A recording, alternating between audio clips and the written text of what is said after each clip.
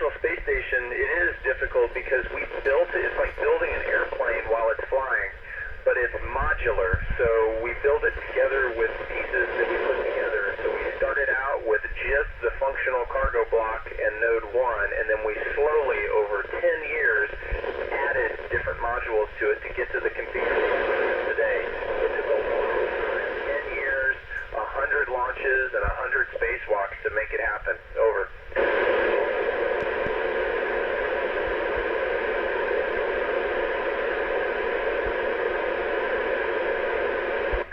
Izzy, one of the challenges is that water doesn't fall to the ground like rain does, and so when the ground gets wet, it doesn't want to go down to the roots. The water just wants to stay at the surface. We have to develop new types of little pods and technology to be able to pull the water down to the roots. Controlling the way water flows is a really tough problem. Over.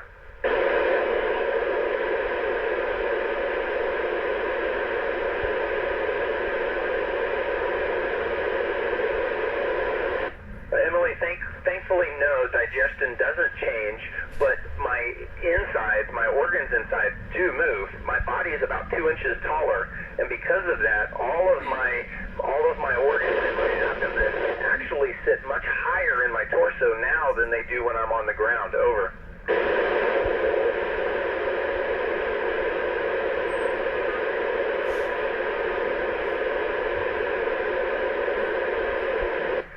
It's truly tough to pick how, because there are so many different things that we do up here, and they're in so many different areas.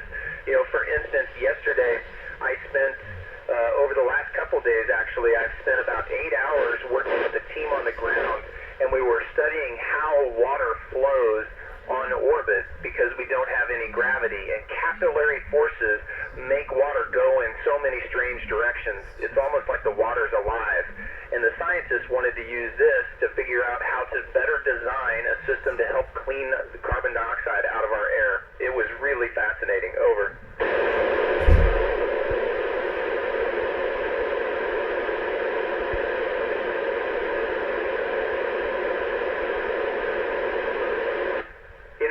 If I start spinning a ball right now, I think it probably would hit the wall, drift slowly and hit the wall before it ever stops. I can't tell that it's slowing down at all. We do have air, so there is a little bit of drag, but there's almost nothing affecting it, so it just spins and spins and spins. Over.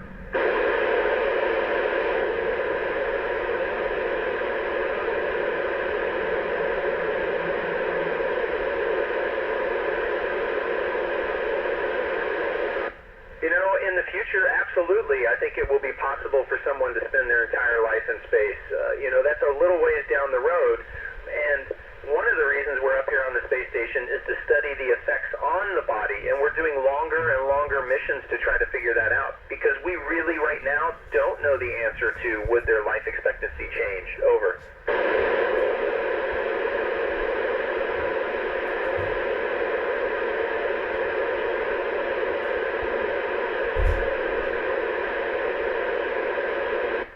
Grace, if you do a handstand in space, the blood doesn't go to your head because it's already kind of there. Our hearts on the ground push really hard to keep the blood in our head to fight against gravity. Gravity wants to pull all the blood to our feet, so our hearts are constantly fighting it. In space, it doesn't have to fight that force, and so it naturally pushes lots of blood into my head. So it almost feels like I'm standing on my head all the time on orbit. Over.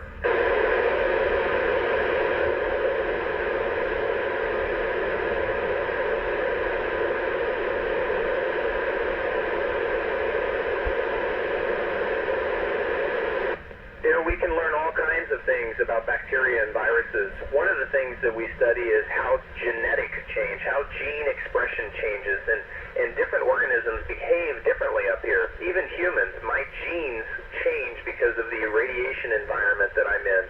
And so we can figure out what makes viruses or bacteria grow better or be more virulent or could slow them down. And by learning that up here, we can apply that to vaccines and drugs on the ground. Over.